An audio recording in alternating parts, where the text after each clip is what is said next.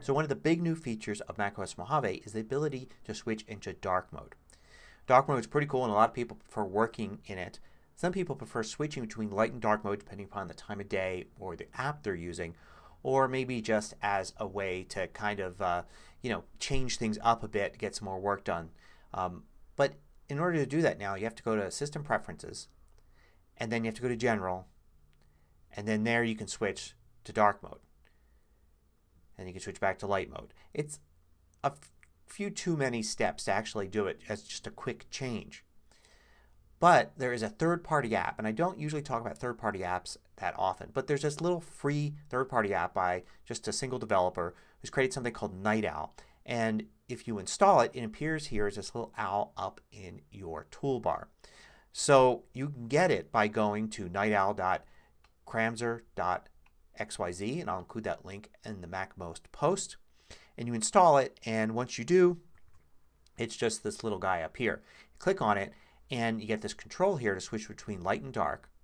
So I can switch there and I can switch back to light. A lot easier than going to System Preferences. And you can even do it a little quicker with some keyboard shortcuts. There's a setting button here. I'll click on the settings button and then you could set a hotkey.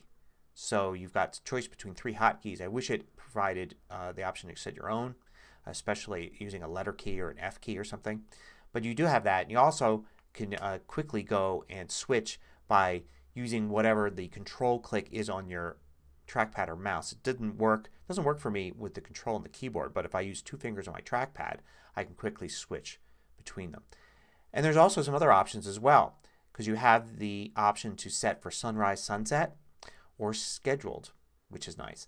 Also you have the option to turn off dark mode for specific apps. This is really cool and something you don't get at all in the standard functionality with just the system. So you need to be running the app. So the app won't appear here unless it's running. And once it's running you can turn it off and you have to restart the app. So now, for instance, Pages is going to be in light mode all the time. So here's Pages in light mode.